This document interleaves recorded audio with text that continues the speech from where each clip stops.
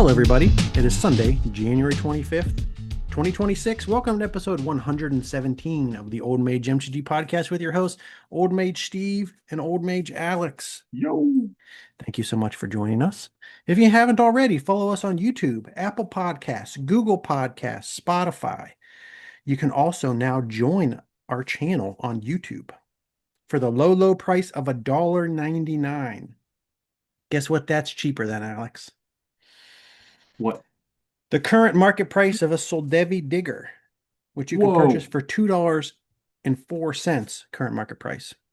Cheaper than the current market price of a Soldevi Digger. You might say, but Steve, Soldevi Digger is a reserve list rare. It sometimes sees play in niche pre-modern strategies like Wand of Denial Prison or some shit like that. And I'll say to you, I got good news for you. If you want a Soldevi Digger for your Wand of Denial Prison shit or whatever deck, you can purchase your Soldevi Diggers using our TCG Player affiliate link, which you can find in the description of this episode below. If you click that link, you get your Soldevi Diggers, and you also help at the Old Mage MTG podcast because we get a little percentage of your purchases. Also, additional bonus, added bonus for anybody out there thinking about joining our channel. We have something big cooking for you.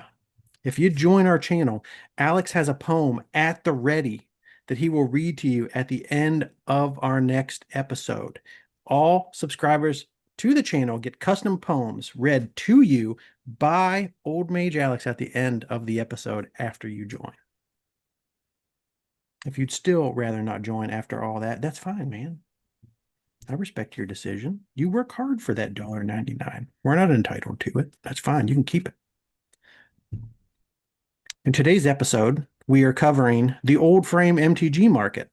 The pre-modern format is growing. Cardboard collectibles are on the move. We're discussing some of the price moves that caught my eye. But first, before we get into the main topic of the episode, I have a Buckeye Brawl update. I spoke to all of you last episode about the Buckeye Brawl. What is the Buckeye Brawl? It's a pre-modern tournament happening at the Warp Gate in Columbus, Ohio. Last episode, I told you we reached the cap, but you should still sign up because they were likely going to expand the number of allowed players. They did expand.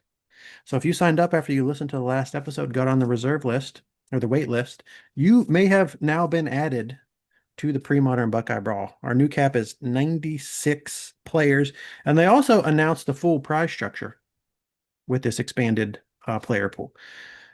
First prize, Guy's Cradle. Second prize, Mox Diamond. If you come in third or fourth, you get a Sarah's Sanctum.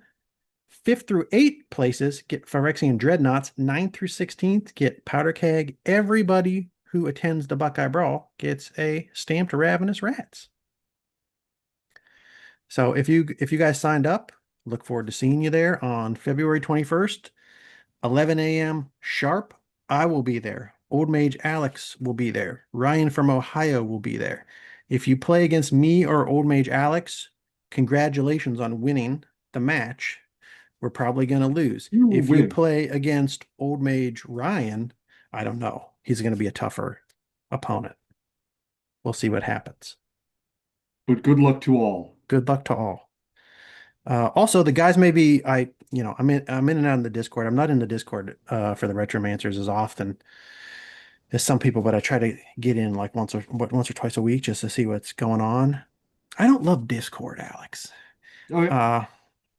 I like just old message boards where I can just read a thread about a particular topic. You can come back to it later, and it hasn't changed necessarily to a completely different topic, although it does happen sometimes. But Discord is just chaos for me. It's almost like stream of conscience. If there's high volume of posts, yeah, everything gets lost. Yeah. I just lose so much. I lose so much. Anyways, Discord's tough for me to navigate. But I did see somewhere that they might be working on a recording setup. So you might get to watch some of these matches in the future. There's a possibility they'll be recorded and at some point put onto YouTube. Oh, cool. And then also, Alex, since you and I are both attending the Premodern Buckeye Brawl at the Warp Gate in Columbus, we're going to need to do a tournament report podcast, right? Ooh, okay. Yeah. So bring your notepad. I will. Because I don't know about you, because I forget but I forget everything that happened when I'm playing a game of Magic. I think I've said before that I go into a fugue state. I don't even know No, what's I'm the same. I happening. feel like you're better than me. I feel like you remember things that happen. I'm like, oh yeah. Bring a notepad, or else it's going to be the worst tournament report Yeah. podcast of all time. Taking a sip of coffee now. It's time for the main topic, Alex. Segment one, I'm calling this pre-modern market moves because in this segment, we're going to discuss pre-modern market moves. There's been a spotlight on pre-modern Magic lately, which you probably know if you're listening to our podcast. You're probably deep into pre-modern if you're even aware of this podcast. Lots of stuff has happened. One thing that happened was YouTube's largest Magic the Gathering creator, Tolarian Community College, put out a video called Everything You Need to Know About Premodern, Magic the Gathering's iconic format. This has 68,000 views, which I don't know if that's all that great for his channel. He has 1.26 million subscribers, but it definitely got new sets of eyeballs on Premodern. Yeah. The professor usually talks about, I think, like Commander and new sets, modern frame stuff. I even saw people online mentioning that he had mentioned pre-modern and it was Okay. bringing attention. Yeah. So he this video provided an intro to the format for people who weren't that familiar with it. But probably the biggest thing that happened since our last episode was the debut of Premodern on Magic Online, MTGO. And this happened through something called Contraption. And Martin Berlin wrote a little bit about it on the premodernmagic.com blog. Alex and I aren't familiar with MTGO. I've never played MTGO. I don't think you've ever No. played MTGO either.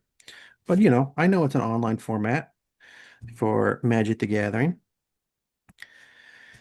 They have something called Contraption. And this is where they test out alternative formats or rule sets. And these things change on a rotating basis. And Premodern was available on Contraption through January, I think, and it's been pretty popular. So I've heard. I don't know yet if they've announced whether or not it's going to be a permanent part of Magic Online, but I think that's the way things are trending. Although previously, and if this goes away, so previously you could still play Premodern on MTGO, but it was community organized. And Martin Berlin mentions that in this blog. He says, prior to this, Premodern has actually been played for quite some time on Magic Online in free form, in quotes, both casual games and in the Premodern Community Series leagues. And these were leagues that were organized by a couple people on MTGO. I think that was led by Pablo Paulmaster Marcos and Chris Ironlungs DiBiase. I follow Chris on Twitter. He's a burn specialist. Do you think that's pronounced DiBiase? I wanted to pronounce it I DiBiase because it want reminds me of an 80s wrestler. Ted DiBiase, Ted the $1 Million DiBiase. Man. Yeah. Yeah. Chris the $1 Million Man DiBiase. But so, if it goes away, if the Premodern on MTG doesn't become permanent, you can still play it on MTGO as previously community organized. But I think it's been a big hit. And it's brought a lot of new people to the Premodern format. And, new deck lists and new spins on old deck lists. Yeah. I think I just noticed something interesting there. It says that not all the cards from Premodern are in, and a few of the rules work differently and stuff in this. I remember them talking. So this is kind of a niche thing, but because one, you had to play Premodern, two, you had to play Premodern MTGO, and then three, you had to be a big into the Volrath shapeshifter deck. But I know I've seen people mention online before that they couldn't play some of their favorite decks because the cards didn't work properly on MTGO. Okay. Volrath Shapeshifter was one of them. Yeah, I saw Volrath's mentioned there, and it stood out to me because Volrath Shapeshifter is on the MTG stocks movers list currently, moving up. I picked up a couple. Did you? I picked up a couple when they were still fairly cheap because, well, recently, but it was before they made their move. I don't know what's going to happen to Shapeshifter. I don't know if it'll ever be quite that popular. But it is a reserve list, I believe, rare Mm. from Stronghold. So it's probably going to be targeted by speculators. I just picked up a couple because it was still pretty cheap, and I was like, this is a really unique card. So it just seemed interesting to have a couple. Why not have a couple Hmm. copies? I think I bought them for like one for like $2 and one for $3. I don't know what the current market price is Yeah. now. It's $5 or something. saying like $12, Oh, okay. Okay. but that's this week after it's gone up. You know. So pre-modern's on MTGO, and that's been really big for the format. You can actually, if you're interested, you can browse the decks. They have lists that they add to frequently.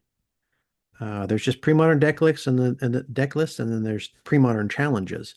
This was the most recent one posted on the 24th, challenge 32. So is this like you have to play with a preset deck? I mean, you build your deck on Oh, okay. MTGO. Yeah. Uh, challenge 32 was taken down by Goblins. Love to see it. Oh, First okay. place, standard Goblins deck. Sorry, these are all the deck lists. You can sort by month, by year, by format. Here it's sorted by contraption because that's Oh, okay, where neat. pre-modern is at the moment. So number one was Goblins. Second place we have who'd guess this? Mono Blue Dreadnought with accumulated knowledge 4 of. So pretty standard, I believe. Dreadnought deck, Mono Blue Dreadnought deck. Third place you have Enchantress. Oh my God. So there's a lot of people that I saw post in who weren't really pre-modern players talking about how, oh, now that pre-modern's on MTGO, all the grinders are going to get into it and they're going to break it, and then nobody's going to want to play it anymore. But I'm looking at these lists and I'm seeing, all the same stuff. It's Goblins, Dreadnought, Enchantress. In fourth place, you have uh, Blue White Standstill. Fifth place, you have another Dreadnought deck. So I don't know. No young whippersnappers come around yet and done something completely unexpected and broken the format. Also, I feel like you probably think similar to me about this, Alex. People talk about the format being broken, that it's a fixed card pool. Somebody's going to break the format. It's not going to be fun anymore. Uh, I saw multiple people post already that like Premodern's not even a good format any longer because Sam Black uh, turned his attention to Premodern, I don't know, X number of years ago, and then immediately broke it. And then it's not a good format any longer. I don't know, man. Sam Black's an awesome Magic player, an awesome deck builder. We've talked about a lot of his decks mhm. here on the channel. Sam Black can build a deck that's going to crush me every time. I'm not going to get tired of playing Premodern. There's all sorts of different decks for me to try out, Mhm. to build different varieties of, with different play styles, different power levels. That I'm never going to get bored of it just because somebody builds a dominant, control deck. I could play old school for the rest of my life, despite the fact that the deck exists. Yes.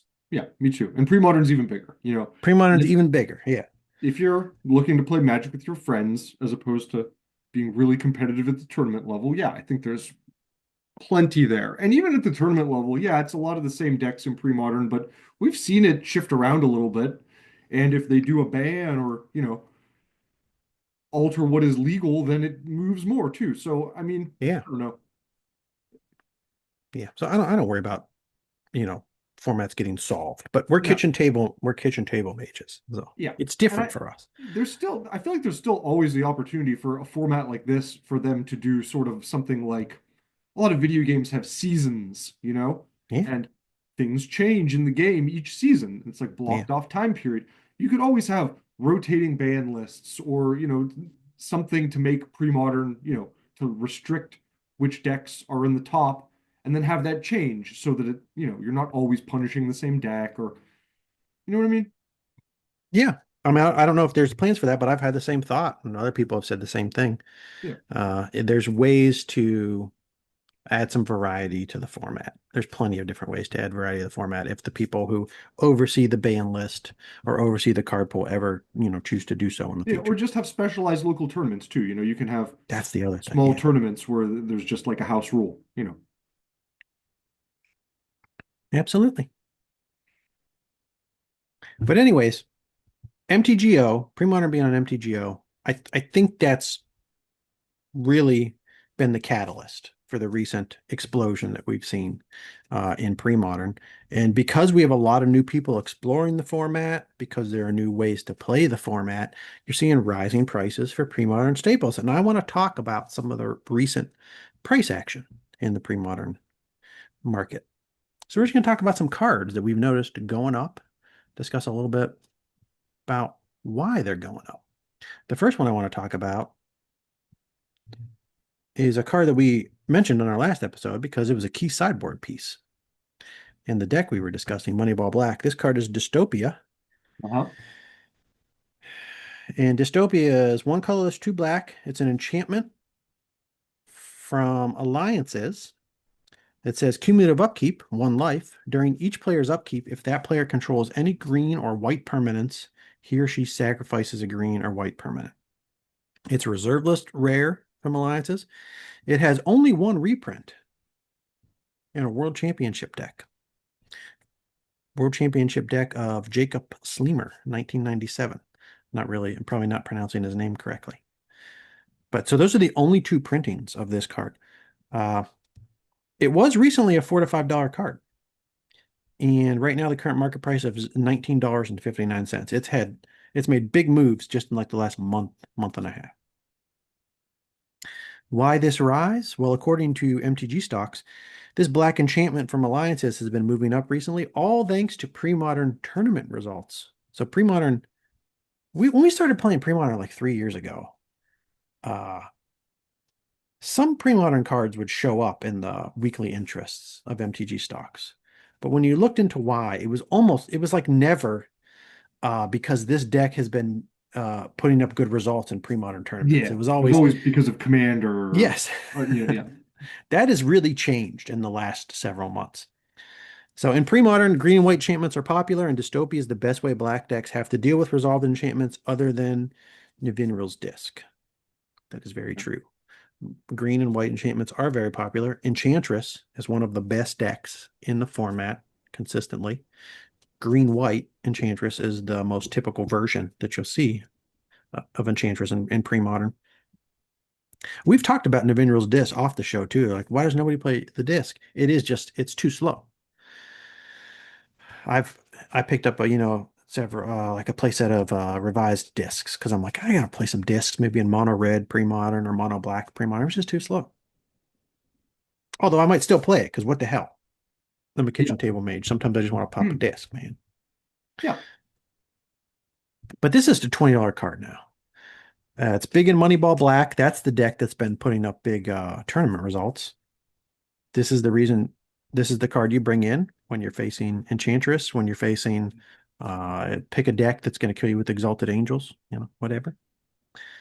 The Gold Border World Championship copy current market price $6.39. It's tripled in price. Tripled in price very recently. I picked up one of these for $2 recently.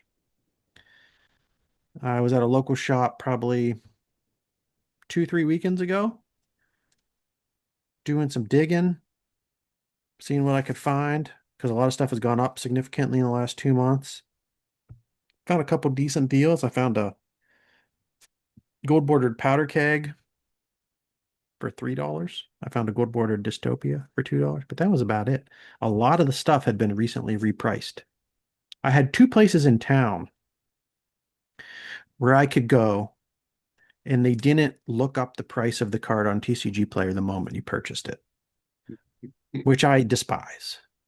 And then you might say to me, oh, you're ripping off LGSs. I'm not ripping off LGSs. The card that they priced for $4, they gave somebody like 20 cents for because they bought it when it was a $4 card. So I don't feel bad about doing Yeah. that. Well, plus it brings in customers too. It's like having that sort of system is more attractive for the customer. So, That's the other thing. I go to these shops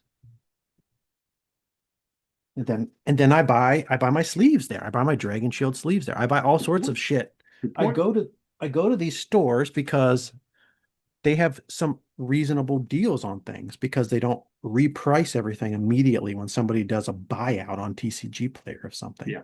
They sell things to By the way, the gold border Dystopia is like down to no copies that are like under $36. yeah, it's ridiculous. It's ridiculous. So hopefully that'll come back down. But yeah, I go into their store, I spend money on other things. They make plenty of money from me.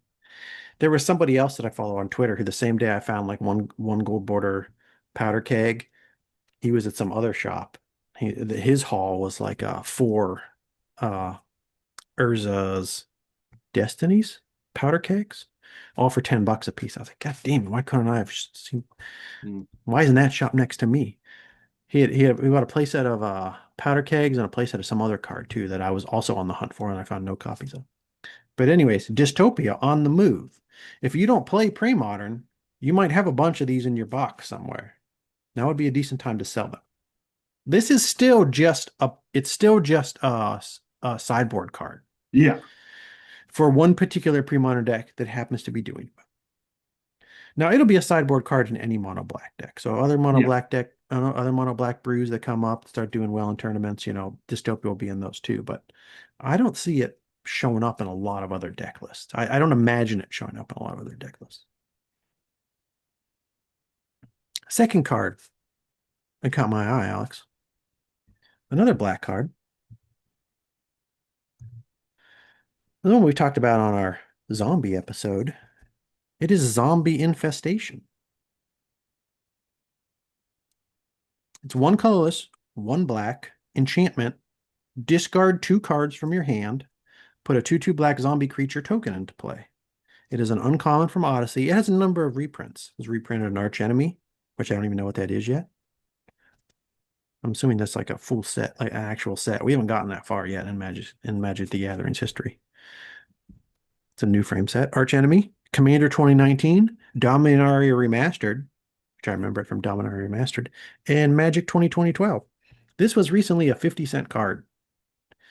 And in a very short period of time, it has gone up to a current market price of $5.53. You could have 10x'd your money in zombie infestations in 2 months.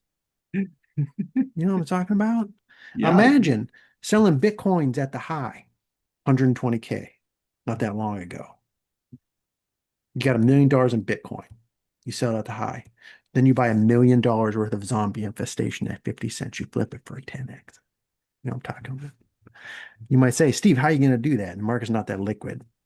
That's right. You can't do that, actually. I'm very confused. I want to talk to a card flipper who's actually tracked uh, how much money they've made, like flipping. Hmm. You just see all these people that with these specs online, MTG Finance, Reddit, and stuff like they're like, I'm specking this card, and they buy like 40 copies on 50-cent card or something. Yeah. And then what? Like, what happens for 2 years later? Okay, you 10 extra money. Well, how much did you put into it first? 40 copies of a card for, I don't know, 50 cents or whatever. $20, right? You put $20 into that, right? 50 cents a card, you buy 40 copies. $20. 2 years later, it 10x's, right?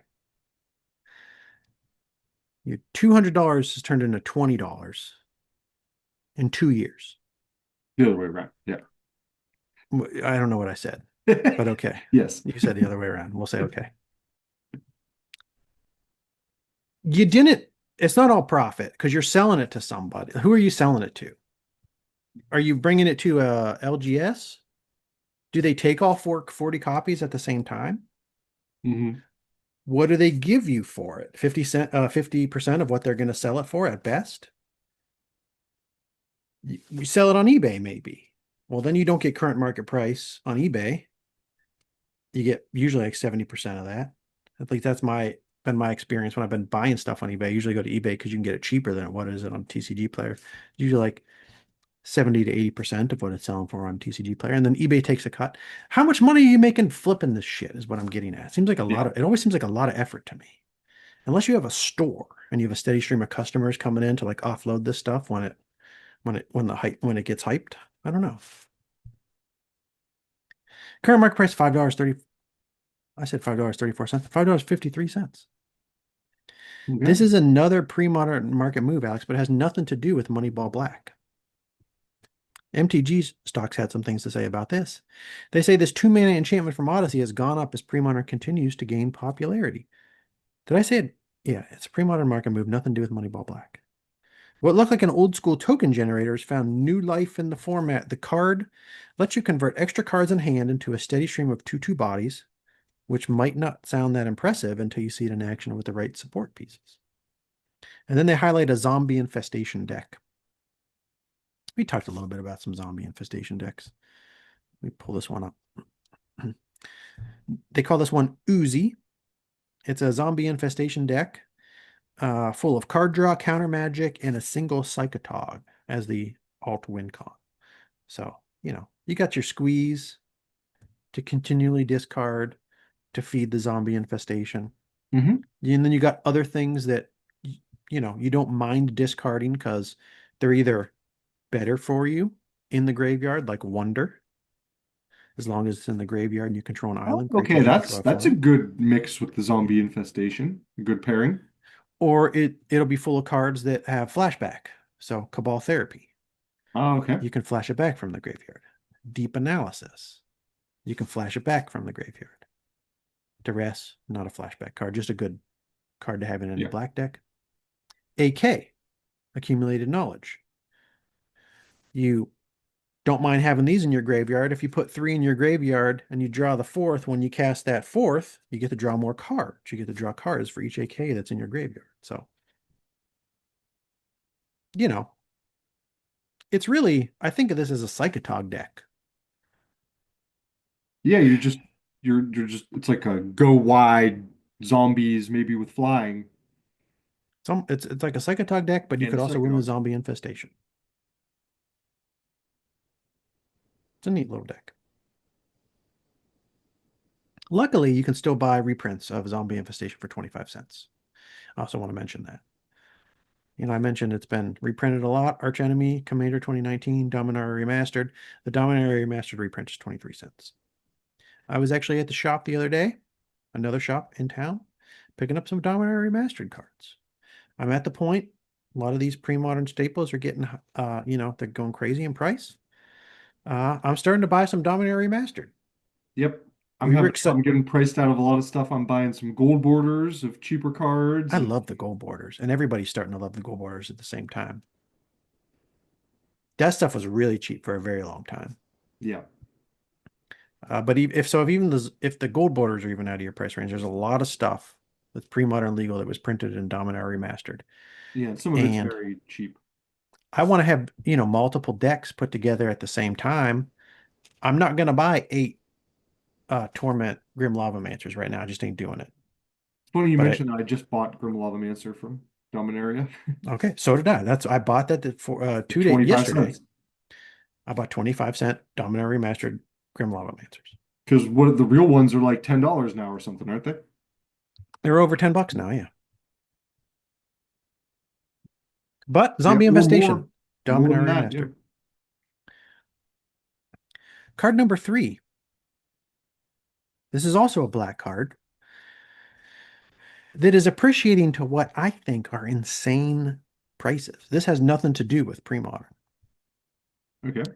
Good for me that I established my Harbinger of Night position 3 years Oh, ago. Why? I don't know. It was like 3 in the morning, probably, and I was suffering from a bout of insomnia, like usual. And sometimes at 3 in the morning, I'm on TCG Player and I just start buying stuff, and then I pass out as soon as I hit the checkout button. And then I wake up and I'm like, why did I do that? Well, in yeah. this case, it worked out for me because there was one point where I was just trying to buy a bunch of black cards that did damage to all creatures on the board or gave +1, -1, -1 counters to everything on the board. So I bought like Harbinger of Night, I bought Plague Spitter, I bought some other stuff that I can't remember at the time. Maybe Wave of Terror, that Weatherlight enchantment that causes you to like sacrifice creatures or some shit. I was just trying to think of like a black creatureless deck or a black deck with creatures that were designed to kill the other creatures on the board. You know what I'm saying, Alex? Yeah. So Harbinger Knight fits into that class of creatures. Harbinger Knight is 2 colorless, 2 black, summon spirit, 2/2. During your upkeep, put a -1/-1 counter on each creature. It is reserve list card from Mirage. It's a reserve list rare. It was recently a $2 card. It was a $2 card forever. $2 card, $3 card, $1 card. Went up to $10 when everybody was buying everything in 2021. It is now, it now has a current market price of $52.50, which is I just learned about this card a few weeks ago when it popped okay. up on MTG stocks, and I was really mad because I was like, how do I not know about this, and why don't I have them? Because it's definitely the sort of thing that I would have picked up, for cheap if I had discovered it. Uh, Yeah. but I just did not know about it. It's the kind of card that we all probably thought we had 8 copies of. Yeah, but it's a rare, so. Yeah, that's true. I thought I was throwing money away when I bought a playset of this, but I've 10x'd my cash. Yeah. I've 10x'd my cash. Well, I haven't though, because I don't sell. So why in the world is this 4 mana 2/3? I might have said 2/2 earlier. It's 2/3. That puts -1/-1 counters on all creatures, including itself, 10xing in price. What is going on here? Well, MTG stocks told me what's going on here. Lore when Eclipsed introduces a new mechanic that is centered on -1/-1 counters. So this is Oh, one of those old frame, old reserve list cards that all of a sudden spikes because it goes well in something that was just printed in a new set. I don't know if I can find it here. And that's exactly what they say. Reserve list cards tied to upcoming set mechanics tend to move fast, and Harbinger of Night is no exception. In this case, the trigger comes from High Perfect Morcant, which has been previewed for Lorwyn Eclipsed. The set introduced Blight as a new mechanic, along with a dedicated commander precon called Blight Curse. So there's a big commander that works well with this card, and not only that, there's a precon with that commander. So a lot of people are going to be playing it. Suddenly, a card that distributes those counters to everything looks pretty good. I gotta look up High Prefect. high prefect. Did I say high perfect? I think you kind Uh, of did, but It should be I need prefect, I to. would assume. I would assume Oh no, wait, hold on. it is high perfect. It is High Perfect. Okay. Okay. I don't know what a more is a Morcant a thing, or is this like the I name think of that's this? a proper name. It is. I did actually look that up the other day, and all I could find were references to the name Morcant on ancestry.com. So yes, I think it is just a proper name. High perfect Morcant from Lorwyn Eclipsed. Legendary creature, Elf Noble, 2 colorless, 1 black, 1 green, 4/4. Whenever a high perfect Morcant or another elf you control enters, each opponent blights 1. What the hell does that mean? It means they each put a -1/-1 counter on a creature they control. So elf comes in, all your opponents put a -1/-1 counter. So Harbinger of Night is not an elf, it's a spirit. Tap 3 untapped elves you control, proliferate, activate only as a sorcery. So there's probably a bunch of other cards in this precon, I'm assuming, that like when -1/-1 counters are applied to something, other things happen too. Uh-huh. So people are just probably looking for everything that applies -1/-1 counters to stuff. And, Yeah. and Harbinger of Well, Night the distributes to everything. proliferate, yeah, adds to the counters too. So, Tap 3 untapped elves you control, proliferate. Activate only as a sorcery. That's true. So if you have other elves, you can tap them. Choose any number of proliferate says choose any number of permanents and or players, then give each another counter of each kind already there. Choose any number of permanents and or players. Okay. yeah. So, like if your Harbinger's putting counters on, This will double them then, Yes. or not double, but add one for each one. We don't get whatever. There's also a Morkant's Eyes in Lorwyn Eclipsed, and another Okay. card with that name on it too. So there's apparently some Morkant's Morkant's Loyalist. Eyes, Morkant's Loyalist. Yep. Morkant's Eyes is one colorless, one green, Kindred Enchantment, Elf. At the beginning of your upkeep, surveil one. Pay 4 colorless, 2 green, sacrifice this enchantment, create X 2/2 black and green elf creature tokens, where X is the number of elf cards in your graveyard. Activate only as a sorcery. I like seeing this black and green elf theme in here. It's Yeah. nice. Shifty elves. But that's why Harbinger Night's going up. You know, Cool. if you Well, bought a lot of Mirage packs back in the day, look through your box because all of a sudden this is a $50 card. I yeah. don't, this card, I was going to say it never did anything before. That's not true. It went up. It went up to $10 at some point in 2021. Uh, but yeah, it was not played for a very, very long time. Yeah, I feel like you should sell this though and get out now because it's got to come back. I mean, right? Like It's this got. is for one thing for a new set. We've seen this happen plenty of times before. I What know. else? Should I put this on eBay? I'm posting my Orcish Bowmasters finally on eBay because I'm like I just want to just get rid of that.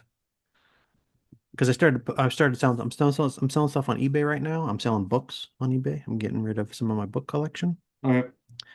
And I'm like, well, I'm doing this. Why don't I also just post some magic cards? I posted Orcish Bowmasters instead of bringing it to a shop to trade in. Maybe I should just do the same thing with Harbinger of Night right now. I'm not gonna miss. I will miss it because I like having the cards because Mhm. I'm a psychotic collector. I like having stuff. I like to look at it and be like, oh, look at that. If Look you at have a that. playset, you could always sell two. That's true because I don't need 4 Harbingers a night. I could just sell 2. But just sell 2.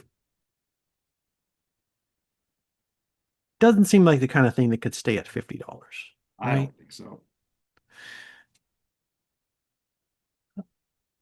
What is it really at TCG Player right now? I'm opening up TCG Player. It's just one commander that's hot right now because it's part of a commander precon for the new hot set. Condition. Mine are very crispy, so I'm gonna go light play. $40 is where they start. What would I get on eBay? Maybe $30. And then I got to pay fee to eBay, and then I got to ship it. And then somebody goes, this isn't light play. Or they go, I didn't get it in the mail. And then I'm like, oh, God damn it. I should have just kept it in my box. It's at that point where it might be worth the annoyance. 50, 40, $30. You know what I'm saying? Yeah. 26 listings. Okay. Fourth card, Alex. We're moving from black to black blue. The fourth card that caught my eye Oh, is Psychatog. I don't know This what this is up was to now. this was the #1 gold card in Premodern MTG in our episodes on the best Premodern gold cards. Oh, We snagged that ranking from an old article written by Zvi Mousevich. I believe we agreed with that.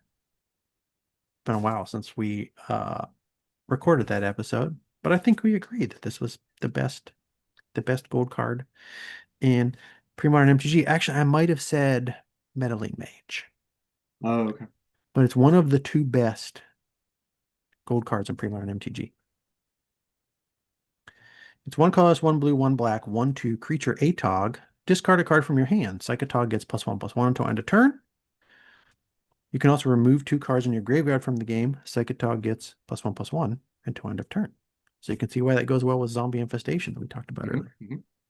It's a rare from Odyssey, also in a World Championship deck, but that's about it. One World Championship deck. The gold cards probably look pretty cool in person with the gold border. I don't think I have any gold border gold cards. Yes, Frenetic Efreet. They do look cool. There's also a Magic Player Rewards card. I don't know. Oh, this is one of those DCI rewards cards. But not a lot of printings of this card. This is a card that brought the beatdown to control decks back in 2001 and is doing the same in 2026 in Premodern, Alex. I think this increase in price is simply people buying up what is an iconic creature from this point in time. Hmm. That's what I think. Because a lot of the iconic creatures from this point in, from this era of Magic uh, had been going up for quite a while. And this one was just sitting here, and I was like, should I buy some more Psychatogs? And I never did. And then it very quickly went up from 50 cents to its current market price of $12.81. So it would have been a good buy. It would have been a good thing to load up on, but I didn't. I still Also, don't have these. there's no reason to load up on Magic cards. What am I saying? I don't need to load up on. I don't need 50 copies of Psychotog. I just thought iconic card, a deck that people still like to play for fun at a minimum. Sometimes it does really well in tournaments, but even if it's not taken down huge tournaments consistently, it's a it's an iconic deck that a lot of people have a nostalgia for and they like to play it. So I just figured if the format continued to grow, this was definitely underpriced at 50 cents. I want to get one now for a zombie infestation deck. Yeah. All that being said, it's also putting up numbers in some tournament play. There was a CPS monthly and on MTGO, it's making a lot of top eights. And there's a famous Magic the Gathering player, LSV. Everybody who plays Magic knows a lot more about this guy than I do. But he put out a YouTube video when Premodern first hit MTGO, and he was playing some of the iconic decks from back in the day. And one of the decks that he featured and did really well on and well with in his video was Psychatog. So it's getting a lot of attention. Getting a lot of attention. Next card, Alex. Phyrexian Devourer. Ah, I know.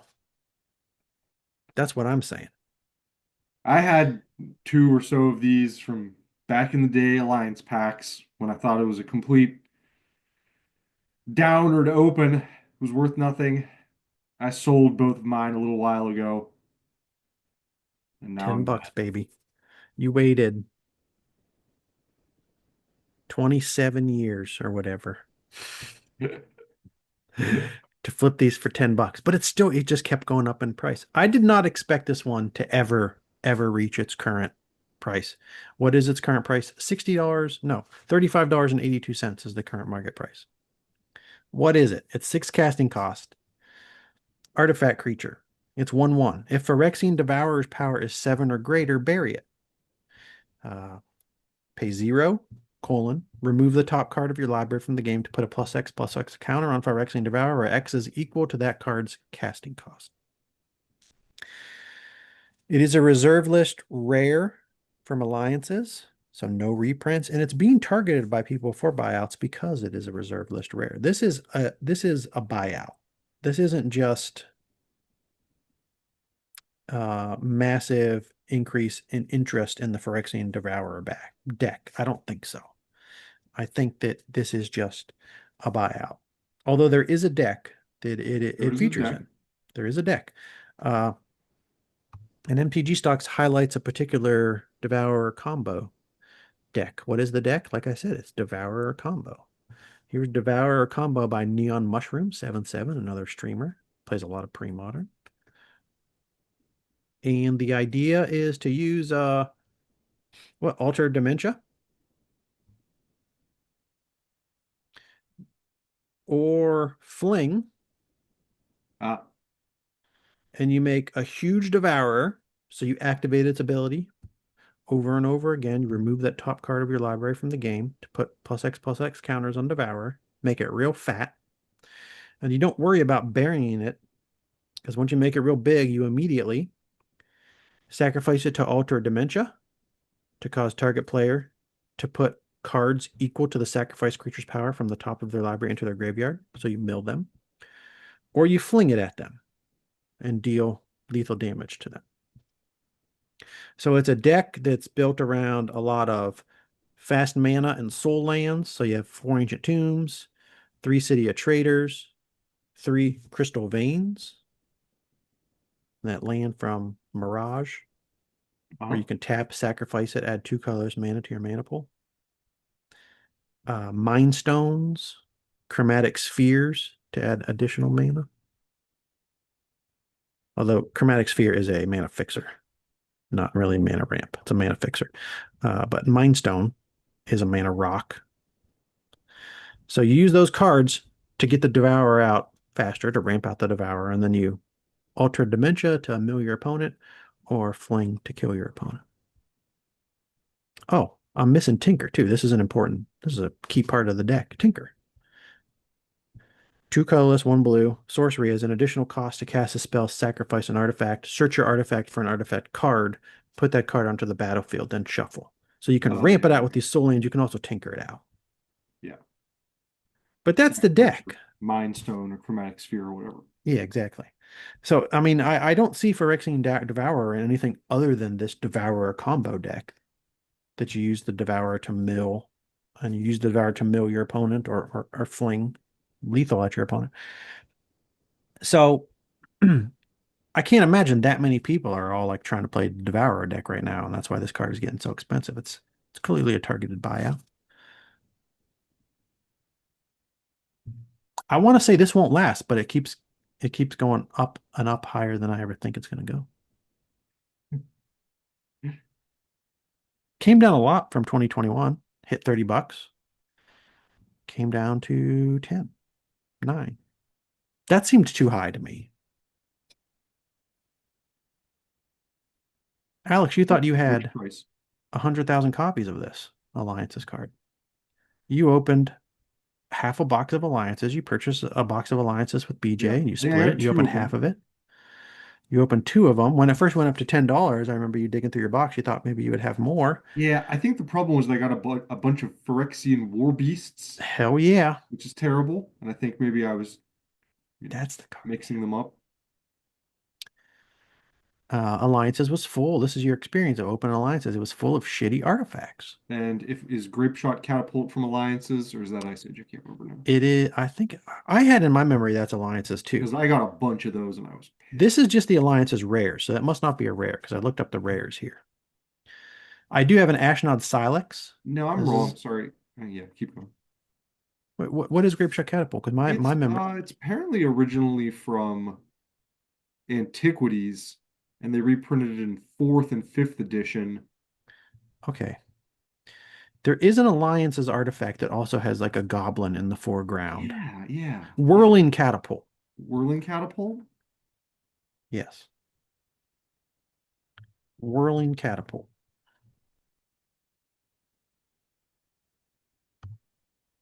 I think this is the card that Yeah, we're both that's the imagining. one. Yeah, That's the that's one. this Alliances. card. It says R6, but it didn't. I don't know what that means. I thought it would have been a rare. I expected it to be a rare, but when I searched Scryfall for Alliances rares, artifacts, it didn't pop up. Yeah, I Yeah, guess I have a because bunch of whirling catapults too. Garbage card. Anyways, I have an Ashnod Silex, 2 colorless artifact. Pay 3 colorless tap. Target player looks at the top 3 cards of his or her library and puts one of them on top of that library. Remove the remaining 2 from the game. Never do anything with that. I have a Gut the Scepter, which is used in some decks, but yeah, that went up. it went up, but I don't ever use it. Yeah, I think I have one Helm of Obedience. I loved this card back in the day. me too. I have one. This was I'll always fun. keep it. This was fun. I try to put it in decks once in a while and not good, really. Yeah, But it's fun. It's so cool. it's fun. Storm Cauldron, another Alliance's rare artifact Hmm. that not that good, but I think it's fun. And we definitely played around with Storm Cauldron back in the day. People, Was yeah, I know we had some friends who definitely, at least one or two friends who played it because it was a hot card in the set. It was one of the chase cards, I think, at the moment. yeah, Lake of the Dead. Uh, Valduvian Hordes. yeah. And then the Digger. But none of these artifacts are being targeted the way Phyrexian Devourer is being targeted at the moment. Devourer combo. You can kill very quickly with Devourer combo. Yeah, I mean it's not a bad deck idea. Like it's and it it seems like it might be kind of fun to play. It's done really well at some tournaments. I know I that. should have kept mine. I could have built that deck. It would have been fun. What else is in the deck? Could you have built that deck easily? I Let me like how pull it it has up. tangle wires in it, although I still need those. Yeah. It has defense grids. I feel like maybe you could do something different instead of defense grid, or cut the number down because I think it was four of them at what, like 4 mana each. Yeah, we just don't want anybody to counter your fling or counter your devourer or counter your tinker. Four defense grids, yeah. Oh yeah, Tangle wires are expensive. I So yeah, was this deck has become expensive now because of Phyrexian Devourer and Tangle Wire. And actually, it was always expensive because of City of Traders and Ancient Tomb. But we have purchased the gold border City of Traders, but place of that still 120 bucks if you got them for like 30 bucks a piece. yeah, That's kind of what kept me out of the deck. City of Traders and Ancient Tomb. Uh, I was mistaken about defense grid. It's only 2 mana, and it's not what I was thinking of for oh, some okay. reason. But all the other pieces were cheap. But now that's not true any longer because Tangle Wires are 40 bucks and Saving Phyrexian those webs Devourer is going 40 up. bucks. Yeah. So, anyways, Phyrexian Devourer. If you opened boxes of alliances back in the day, you might have quite a few of these in your long box, and you should probably get rid of them. Next card, Alex. This is card number 6 we're going to talk about today. We're going to talk about 10 or 11 cards. 10 or 11 cards. Powder Keg. Insane. This one was on my buy list for a very long time. Me too. I've been, yeah, I definitely put it in my TCG player cart and just took it out many, many times because I was in no rush to buy them. me too. That was the problem. It was like, making I orders, and it was like, oh, I don't want to add $6 for this powder keg right now. No, I'll do it later. And then shit. I was just like, I want two for the sideboard of my Dreadnought deck. That was it. That was it. And I kept just not buying it because I'm not really playing Dreadnought ever. Uh, and it's a sideboard cards. I'm like, there's just other things I want. I want more. But I should have pulled the trigger. What is Powder Keg? Two colorless artifact. At the beginning of your upkeep, you may put a fuse counter on Powder Keg. Tap, sacrifice Powder Keg, destroy each artifact and creature with converted mana cost equal to the number of fuse counters on Powder Keg. It's a rare from Urza's Destiny. It's a reserve list. Current market price is $56.10. It was a $5 card, $5 to $10 card for so long. The whole time we've been playing Premodern. Yeah. It was featured in a weekly winner on MTG stocks back in March 2025 when it reached a price of $34.99. I thought that was crazy. It was highlighted as a card seen play in Stifle Knot, in Tide Control, in Mono Black Clerics. Nothing new has happened with this card other than just Premodern getting more and more popular. It's a really good sweeper, and it's just important for certain monocolored decks. Hmm. If you need to sweep the field, which you need to do against a lot of different decks. So I think you'll see it in mono black, you'll see it in mono red control, you'll see it in mono blue stifle now. I don't know if this one's going to come right back down like the Harbinger Night. I don't think so. Yeah, I kind of don't either. Yeah, I think it might come back down some, but I think it's going to keep some, $15 or above value for a while. Yeah, that's what I think too. Next card, Masticore, Ah, another artifact. yep. Priced out of this one also at this point. Masticore, not necessarily. Well, I mean, just, for the moment with my priorities. Masticore, I almost said MasterCard. Mastercore is 4 colorless, 4/4 artifact creature. At the beginning of your upkeep, you may choose and discard a card from your hand. If you don't, sacrifice the Masticore. Pay 2 colorless, it deals damage to target creature. Pay 2 colors to regenerate it. It's a rare from Urza's Destiny. It is reserve list. Reprints. This is why I said not necessarily. There are many reprints of Masticore and the Gold Border World Championship reprints. Oh, that's good. Yeah, I could do Four that. dollars, $4, $5, $4, 5.53. So it's a solid like $4 card that you can Okay. pick up. And the Gold Border cards are sweet. And they're legal in pretty much all the pre-modern tournaments you might want to play in. They're legal at the Buckeye Brawl. That's really all that matters. They're legal in LobsterCon, which we're never going to go to, but maybe. Current market price of the Urza's Destiny's printing, $28.57. With the exception of 2022, when this card went up to about $30, you could buy it for under 10, often under 5, including just in December. But in January, a gosh dang buyout happened, Alex. This could be due to the rising popularity of Moneyball Black. We talked about Moneyball Black deck lists in the last episode. One of the two big Moneyball Black deck lists that you see. I just went like this. I didn't do this. I went like this. Kind of. One of the most popular deck lists that you see from Moneyball Black runs the Masticore. But it's also just it's a playable card. It's a really Yeah. good card. I You can noted throw it I into the zombie deck we were just talking about. put it in all sorts of stuff. I learned how good it was when it was played against me because I play a lot of creature-based decks. And when this hits the board, it ruins my day. I think this is going to continue to be bought out as Premodern continues to rise in popularity. This, along with the Psychatog, I was making mental notes of what I thought were iconic creatures from this era, Yeah. which seemed to be underpriced to me, considering the rate at which Premodern was rising in popularity. I was like, Masticore, Psychatog, these are things I think are going to re-rate price-wise. And this is happening faster than I thought, though. But No, I think you're it's being targeted. Yeah, I think you're right that people want to go back and maybe build a deck that they had back then, or saw or liked, or so Hmm. some of the deck cards that are like good and historical, are definitely maybe prime targets. Yeah, Definitely maybe.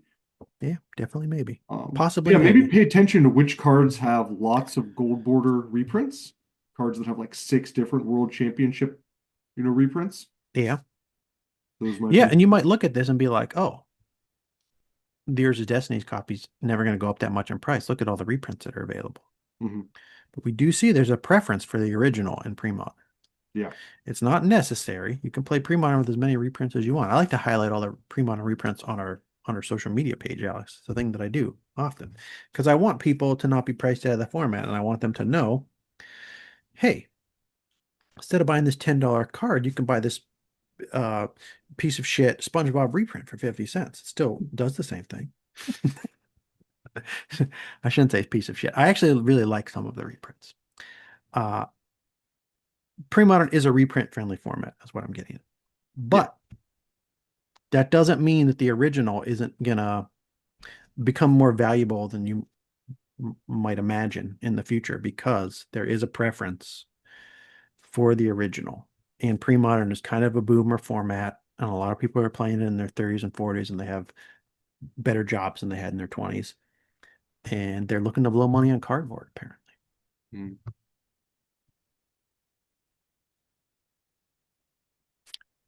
Next card number 8, Alex. It's another artifact from the pre-modern card pool, but it's a card that's not up in price because of pre-modern. Ah, So yeah, I've seen. similar to Harbinger of Night. I think this one will be short-lived, and I think it's already on its way back down. Oh yeah, it is. Definitely is. This one is Caltrops. 3 colorless artifact. Whenever a creature attacks, Caltrops deals 1 damage to it. It's an uncommon from Urza's Destiny. It's not reserve list, but it only has 1 reprinting. It's printed in 7th edition as Ah, well. I don't like the art as much. It's not bad art, but the other one is just more whimsical, more fun to look at, I think. yeah, the close up on like the horse hoof is sort of weird. Yeah. It's like too much of a horse hoof in the picture of the Current set. market price of $7.40. Why? Why? Why, oh why, Alex, is Caltrops all of a sudden $7.40? It's on the rise because Bruce Banner / the Incredible Hulk are now Magic the Gathering cards. That's the answer. And people are pairing Bruce Banner with Caltrops. Can I even? Here we go. Yeah. Bruce Banner was released in Marvel Superheroes. I was trying to figure out why this went up. I didn't even the Magic MTG stocks uh weekly winners list hadn't even been published yet, but I asked on Twitter and somebody was like, "This is the reason." And I laughed when I saw it because I was like, "That is not what I was expecting." This is Bruce Banner. He's 1 blue, 1/1. Legendary creature, human scientist hero. You can pay XX tap, draw X cards, activate only as a sorcery. You can also pay 2 colorless, 2 red, 2 green to transform Bruce Banner, activate only as a sorcery. When you transform him, you flip the card over Good job. and you get an 8/8 Hulk, the Incredible Hulk, legendary creature, Gamma Berserker hero. He has reach, he has trample, and he has enrage. And enrage means that whenever the Incredible Hulk is dealt damage, you put a +1/+1 counter on him. If he's attacking, untap him, and there's an additional combat phase after this phase. So you can attack him into Caltrops, because isn't just your enemies. Yeah, Uh, everyone's creatures. it's whenever a creature attacks. You can attack him into Caltrops twice every turn to give him +2/+2 as he attacks. So wait, can you use that more than once though? Can you just like attack with them like 6 times? I mean, if you over the course of 3 turns, No, I mean in the same the turn. It says the way there is an additional combat phase. So oh, isn't that just limited to one though? I don't know. I don't know how that works. I think so. The way my reading of this is that you get 2 attacks Just twice. per Okay. turn. So you attack once, he's dealt damage from the Caltrops. You put a +1/+1 counter on him. He's pissed. You can untap him and then attack again, an additional combat Yeah, I phase was after thinking it this. went infinite maybe with the I Caltrops. So, don't, I don't know. I wouldn't think that it does, but what do I know? Look in Gather. Has Gatherer clarified this yet? Or maybe just Google it. Look on the Reddit. AI overview says yes, it goes infinite with Caltrops.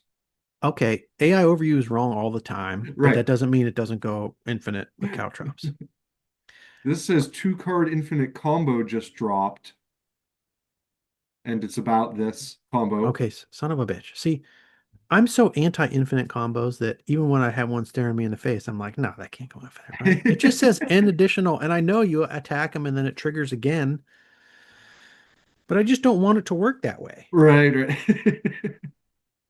I don't like that you can just get the Incredible Hulk on the field with a Caltrops, and then you're just like game over. Yeah, because if they couldn't deal with it attacking once, they're not going to be able to deal with it attacking multiple times. So it's Yes. just going to be game over in almost all situations, I feel like. Here. This is the MTG stocks description. The combo is straightforward. Have Caltrops and the Incredible Hulk on the battlefield, then attack. Caltrops deals damage to Hulk, triggering his enrage ability to put a counter on him and create another combat phase while untapping him. Rinse and repeat until your opponents are done for. That's not exactly clear, but maybe Yeah. they are saying it goes infinite. Wizards even called out this synergy during a live stream with sent players scrambling to pick up copies. Foils have gone completely wild, Oh, with look at the Urza's last Destiny sentence. foils pushing over $200. I think Ryan from Ohio traded in his Caltrops foils. Oh, wow. Yeah, it says, but obviously most players picking this up right now are thinking about those infinite combat steps. Okay. Okay, it goes infinite. What do I know? Not a lot. Well, more now. I know more now. I'll forget by tomorrow. I think it should be errated. I don't like infinite. I'm anti-infinite. I'm going on the record saying that. I mean, yeah, I'm generally anti-infinite too. I don't like a second card hits the battlefield and then it's game over. Yeah. A second plane hits the tower and then it's game over. No. Catalyst Stone. This is the next card I want to talk about. A second card has hit the battlefield. I know This is this a one. this is a card I kind of want to use for something. I just don't know what. But I do know that I don't want to use it for anything at this particular This price. helps flashback. Yeah, this is a pre-modern card that is spiking again for non-pre-modern format related reasons. Catalyst Stones is 2 colorless artifact. Flashback costs you pay cost up to 2 less. Flashback costs your opponent pays cost 2 more. It's a rare from Odyssey. It's not reserve list, but it's never been reprinted also. 0 Huh. reprints. It's a pretty cool card, and there's a lot of just, I look at cards I don't think go infinite ever. I want to play them fair. I like fair, drawn out games of Magic. Yeah. I hate infinite. I mean, this is great just like with Cabal therapy alone. feel like that's a pretty. Well, Cabal Therapy, yeah. Well, Cabal Therapy has no colorless uh Oh, cost in its flashback. you're right. Is it just sacrifice a creature? And yes, Yeah. but Yeah. it makes Stupid. Call the Herd better. It makes a bunch of flashback cards better. A bunch of them. Beast Attack. Beast Beast Attack attack. comes back for just 3 green, baby. That's the kind of stuff I want to do with Catalyst Stone. But that's not why it's spiking up in price. Current market price of $12.95. This was a recent weekly winner in MTG stocks. They say the price spike is all thanks to Iroh Grand Lotus from Avatar, the last Airbender set. I Okay. don't hear much about this set. I'm going to pull up Iroh Grand Lotus. He is 3 colorless, 1 green, 1 blue, 1 red. I like that color combo a lot. I don't remember what the people call it nowadays. They don't call it green, blue, red. Do you remember what that's called? I don't. What house of what guild of whatever the fuck? But I like that color combo. 5/5, legendary creature, human noble ally, firebending 2. During your turn, each non-lesson instant and sorcery card in your graveyard has flashback. It's Timur, Okay, Timur okay, combo. okay, teamer. So not each non-lesson instant and sorcery card in your graveyard has flashback. So it gives instants and sorceries in your graveyard flashback. And it says that flashback cost is equal to Oh, that card's mana cost. So now all of a sudden, instants and sorceries, which tend to be fairly powerful, should be very powerful, have flashback. That flashback is equal to their mana cost, which may be 2 or less. okay. And with Catalyst Stone, they become free. So during your turn, each lesson card in your graveyard has flashback 1. Oh, this is the key too. Uh, because the flashback costs of the instants and the sorceries in your graveyard that didn't originally have flashback, but now have flashback because Iroh Grand Lotus is on the battlefield, they might not have colorless flashbacks, right? So the Catalyst Stone doesn't necessarily help that. But this is the key. During your turn, each lesson card in your graveyard has flashback 1 colorless. So with lesson cards in your graveyard now, they become free spells. Oh, I don't know what a lesson spell is. Don't ask. Don't ask.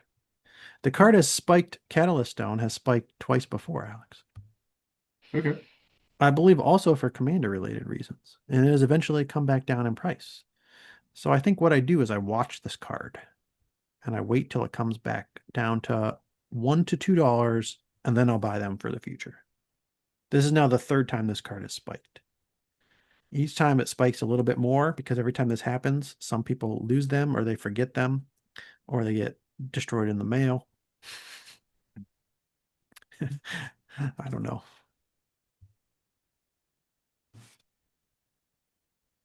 But that's why that's happening. Okay. Yeah, I'd say, Ira, yeah, just wait. It'll come back down, right? commander related reasons. Or it'll be reprinted. Lessons become free. Oh, yes, that's also key with this. But they haven't reprinted. It's spiked multiple times. Like I said before, they don't reprint it. Yeah, they'd have to have a new set that has, a fair amount of flashback cards in it for them to do that, probably. Yeah. Avatar: The Last Airbender introduced plenty of powerful lessons to fill your deck with, so accessing this synergy is straightforward. According to EDH Rec, Catalyst Stone shows up in 28% of Iroh decks right now. Not completely new to Commander, previously it found its way into decks other than Commanders that care about flashback like Lear, Discipline of the Drowned, and Catilda and Lear. Mhm. I want to use it to beast attack all over your face Mm. for just 3 I could mana. help my Chainer's Edicts. I could do that. Could help your chainers eat it. And Reckless Assault. And Reckless Assault. Circular Logic, Alex. Ah, What do you know about Circular Logic? I know I don't have any. This is the next card we're talking about. This is the 10th card we're going to talk about in this episode. Circular Logic is 2 colorless, 1 blue instant. Counter target spell unless its controller pays 1 colorless for each card in your graveyard. So it's a soft counter. It also has a madness cost of 1 blue. So you can play this card for its madness cost at the time you discard it from your hand. It's an uncommon from Torment. It's not reserve list. It has plenty of reprints. Ultimate Masters, Dominator Remastered, Many World Championship decks. Current market price of the Torment printing is $5.78. There's Yeah, I another need to get case, some of these for blue black. another case where you have plenty of reprints and you have the ability to pick this card up for 25 to 30 cents. The Okay. Ultimate Masters of the Dominaria Mastered printing.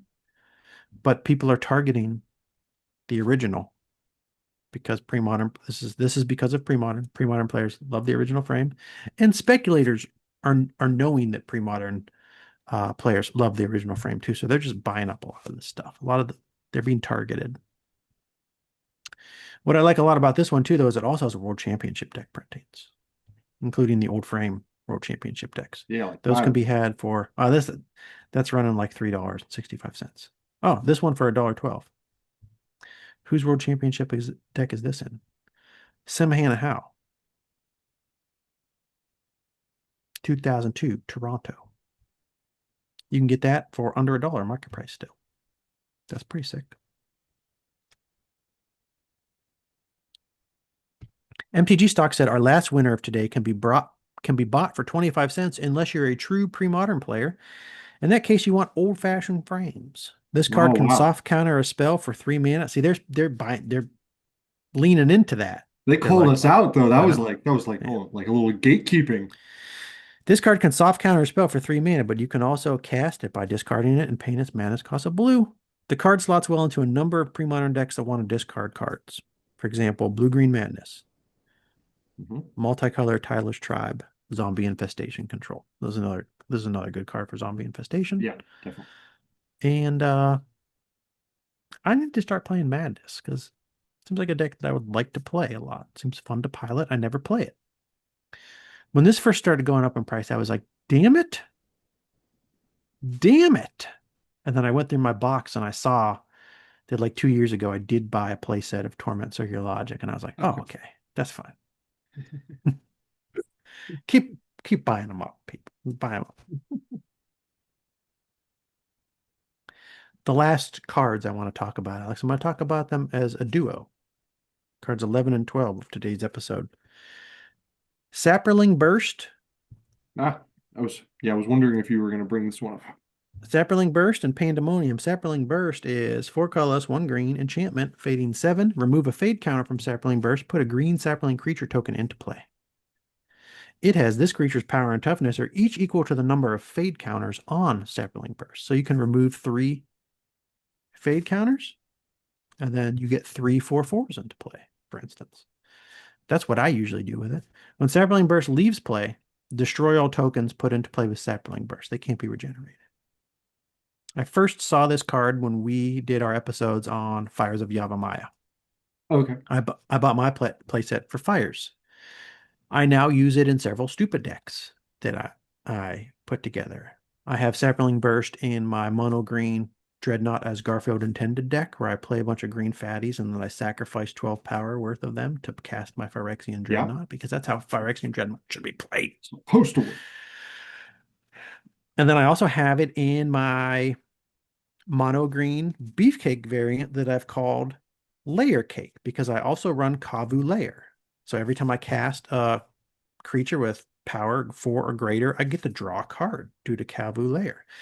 I love it when I cast a Saproling Burst, remove 3 fade counters, put 3 4/4 Saprolings into play, draw 3 cards. I did that against you the other day, Alex. Yeah, it worked. It was nice. Some people are telling me remove the bursts, man. You don't have anything to give them haste. And I was like, well, I don't want to remove the burst because I like playing layer cake and drawing 3 cards when I have a Kavu layer on the battlefield, and then I play Sapling Burst. I like doing that. That makes me And happy. it helps you overwhelm them even without the haste. But I am thinking that I would like haste a lot in that layer cake deck. Yeah. So what I did is, so I haven't played it yet like this, but I've removed 2 of the Kavu layers and replaced them with 2 Concordant Crossroads. So I knew you sometimes were I'm going to going to say go the that. card draw route. Sometimes I'm going to the hasty route, depending on what else is in my hand and how I'm feeling. This also gives me an opportunity to play my Legends copies of Concordant Crossroads. I have 2 Legends Oh, copies of Concordant wow. Look at Crossroads. I you. know. I know. I don't have that. Not to brag. This is a brag, actually. Not to brag, but it's a brag. But no, that's easily, swappable in your sideboard between Yeah. matches, you know,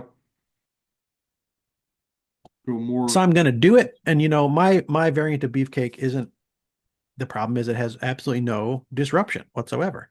The mono green beefcake builds that I see all the time have 4 Tangle Wires to kind of slow your opponent down. Mhm. I got nothing to slow my opponent down. So I'm like, why don't I just go full aggro then? Mhm. And how do I make it more aggro? Haste, Concordant Crossroads. Right now. So I'm gonna try that route.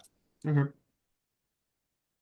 Probably still not going to be as good, but I like it because I get to call it layer cake. If I remove all my Kavu layers, this is what I want to say to these people. I posted on Instagram and they're like, you should put this card in instead. You put that. Listen, the deck is called Layer Cake, guys. I built the deck because the name popped into my head first. I can't take all the Kavu layers out of Layer Cake. Don't you understand how deck building works? What is wrong with you people? But yes, there should be some that's probably better with haste. So I'll do 2 Concordia Crossroads, 2 Kavu What layers. about like sack outlets? I guess that's maybe a little more towards your like dreadnought deck idea. Like, Yeah. you know, Ultra Dementia might not be like the best fit, but I don't know, something else like that. You could like sack some of these creatures too. To do what? I don't know, to do something. Whatever the sack outlet does for you. But what? It's a mono green deck. What is the sack outlet? I don't do a bunch of damage all at once, or I'm not sure. I'm trying to think of a card. I don't know. So what's the card, Ash? I don't There's no card. Like know. I Okay. can't think of a card either. But anyways, Saproling Burst. Current market price $7.65. Not reserve list, but there aren't a lot of reprints. There's only 2 reprints. World Championship decks. I don't know what the fuck's going on here, but one of them says current market price is $8.99, and the other one says $507.50. What's going? Maybe somebody bought. There must have just been a buyout of the gold border too, and maybe somebody just recently posted another one for 570. Yeah, maybe there was just like only one copy of that one. Yeah, let me see. Pull us up on TCG player says $14.55. But yeah, they're going through a massive buyout right now. They're just buying up the sapling bursts. This is one that I feel like you should look for at LGSs if they don't scan cards at the register. These Yeah. might be around in a binder or a box for a couple dollars. Okay, the Janosch Kuhn in the year 2000 World Championship deck gold border copy in the year 2000 is currently there's currently 2 copies listed. $14.55 and then And a somebody thousand listed one for dollars. $1,000.45. So that's why it says it's Yeah. $500. So this is the kind of stuff that happens when people just buy out all the copies. Some guy in Florida goes, "Oh, let me try to get $1,000 for it." You Florida son of a bitch. You probably also Or own or it reptiles. skews the price also, like we've talked about, a I'm tip. not gonna say that the Goat Games Florida also does health insurance scams and other unsavory things because I don't know that. I'm not even saying that it happens, but I'm saying he is posting a gold border sapling burst for $1,000.45. So I don't know Yes. what kind of things he might be up to.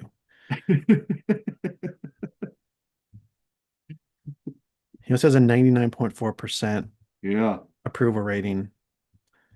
Anything under 100 on TCG Player, I tend to avoid. Yeah, me too. Going for hundreds.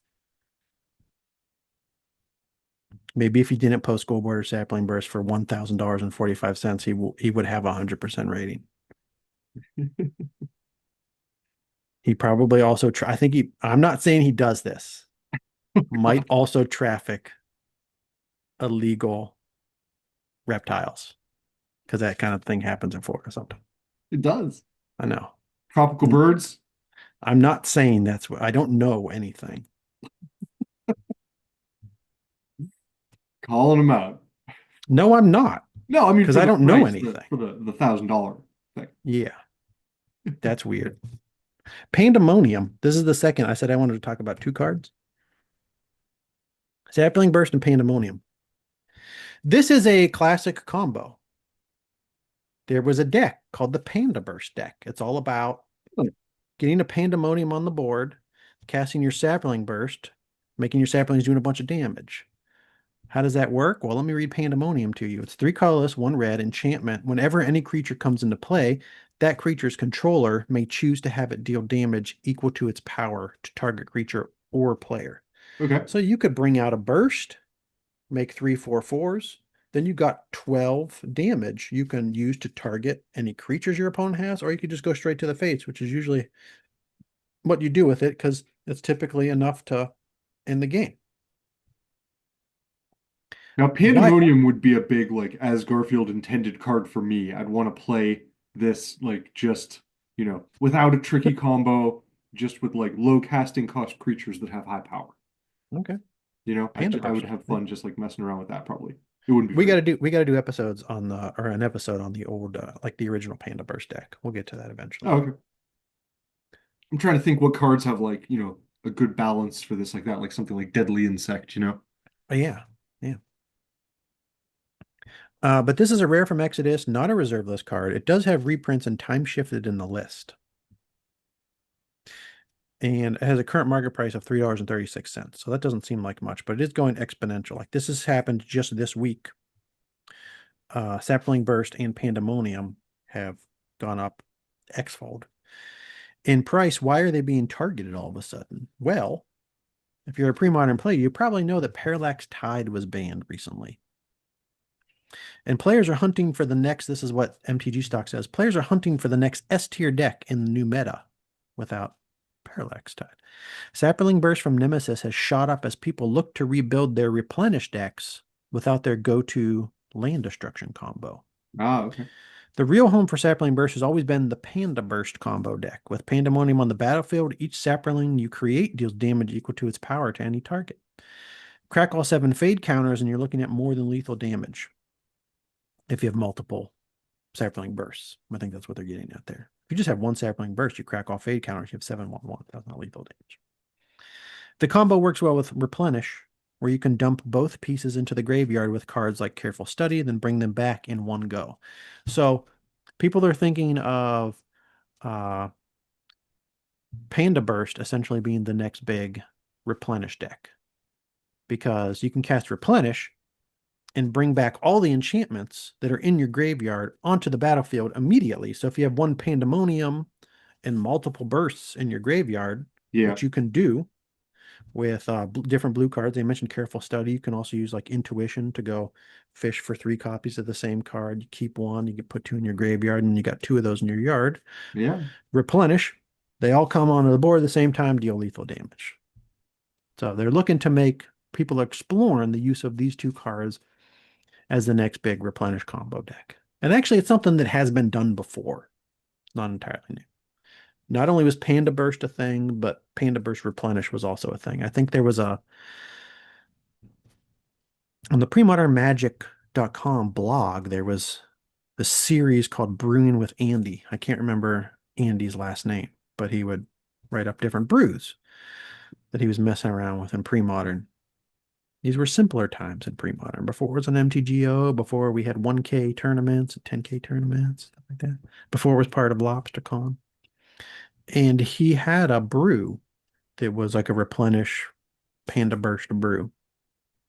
So it's not an entirely new thing.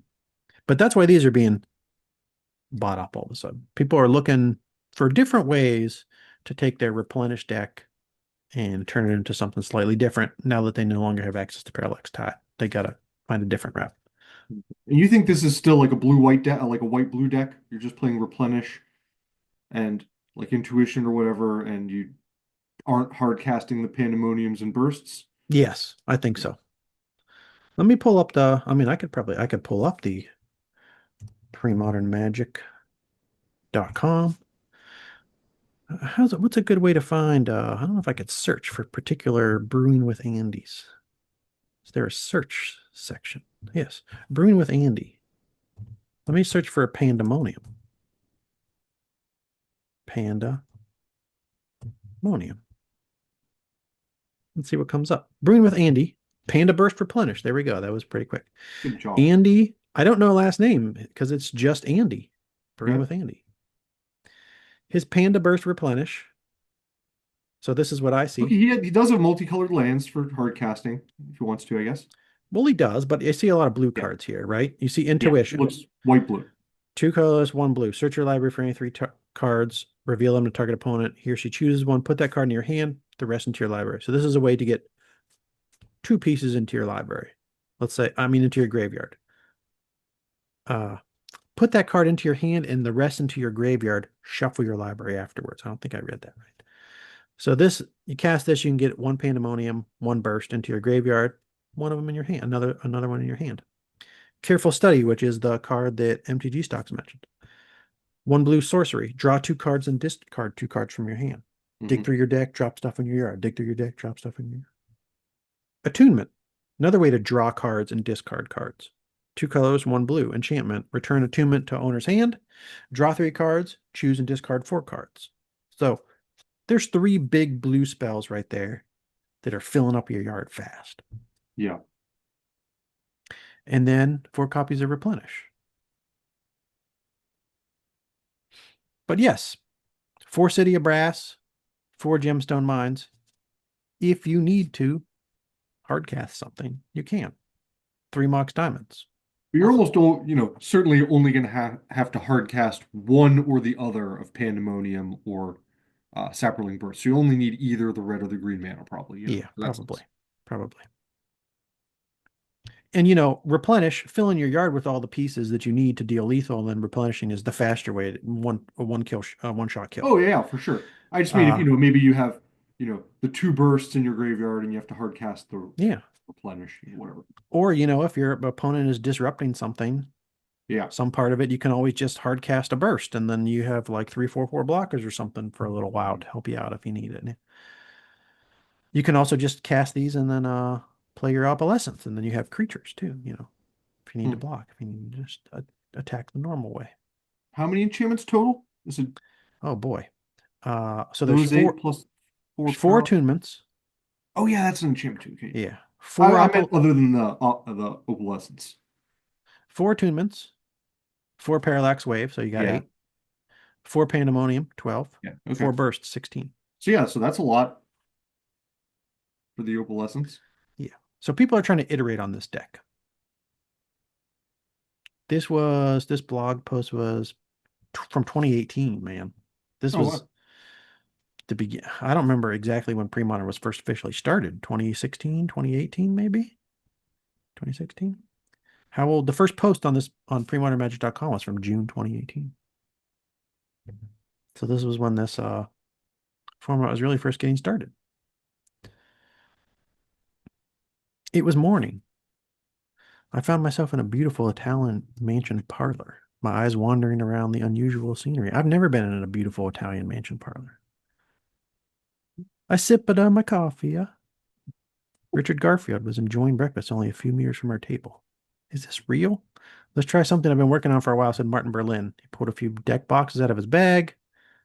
My introduction to Premodern in 2015 Northern Italy at Nebraska's War. Okay. So Martin was playing around with it in 2015 already. What is Nebraska's War and why was Richard Garfield also there? And why was Nebraska's War held in Northern Italy? Yeah. I got a lot of questions. Maybe it's a guy named Nebraska. I can't answer those questions because I'm getting a 404 error. Gosh dang it. Doesn't matter.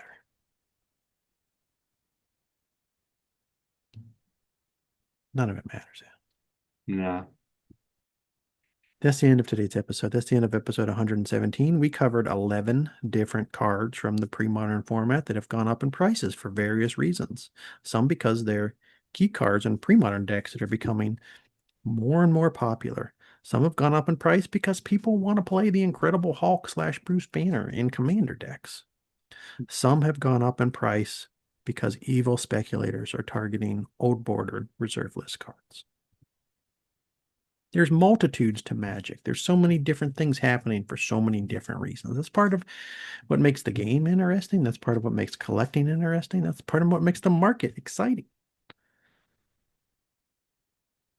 I was going to talk to you guys about some cards. I don't want to make sometimes these episodes like this, they get depressed. It's like makes you depressed. It's like, oh, everything's too expensive now. I missed it. I missed it. I was gonna finish the episode on this with a segment on cards that I think are good buys right now, because it might sound like everything's more expensive than it was a year or two ago. That's actually not true. There's some stuff out there that's significantly cheaper than it was a year or two ago. Some stuff that's still playable. Sometimes some stuff that you can build and brew around. Some stuff that's actually still like competitively viable and do well in tournaments sometimes. What are those cards? I'll talk about it later. I didn't have time to do a segment 2 today through the show notes. There's been so much going on in life. I had spent a lot of time on social media looking at I don't want to talk about it. Stuff, depressing stuff. But that's not really why.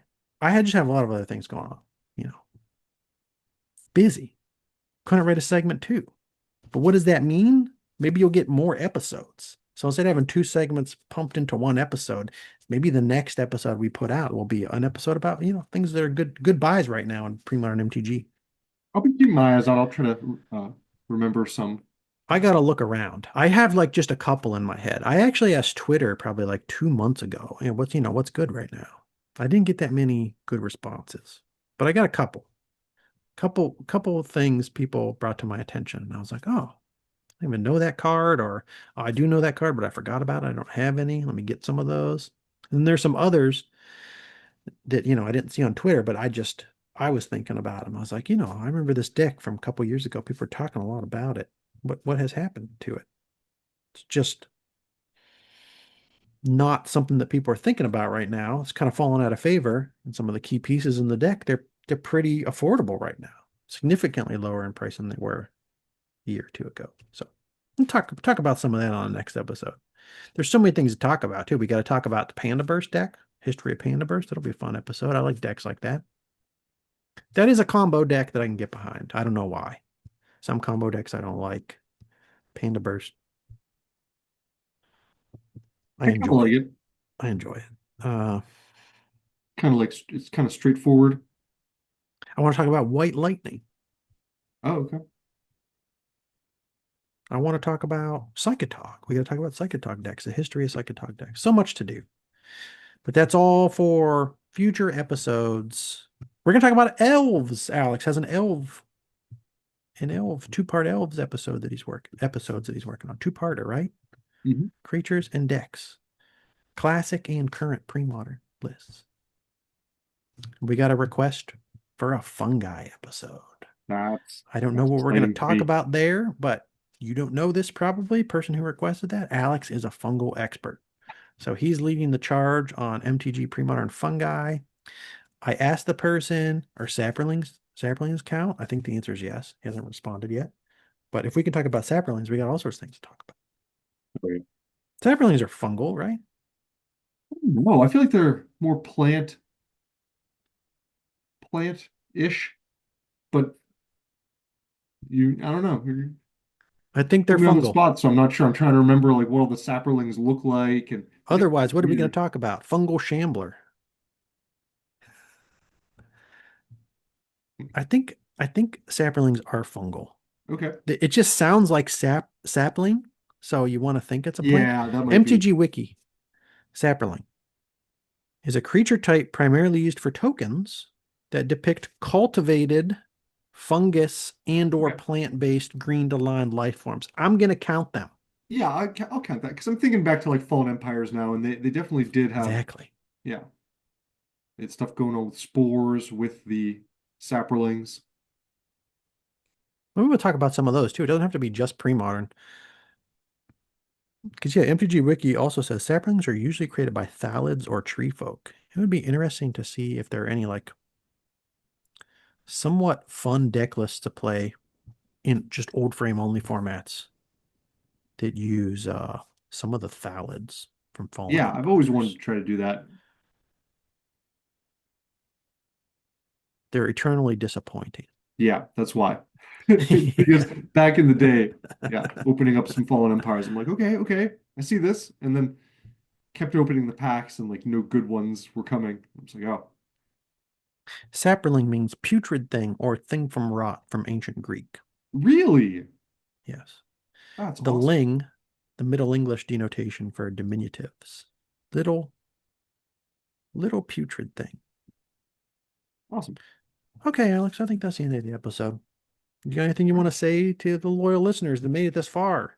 Any words of wisdom, any poetry to recite to anybody? We didn't have any new uh, members, but we did have the same member continue to be a member this time. And Alex, you should have had a poem ready for him.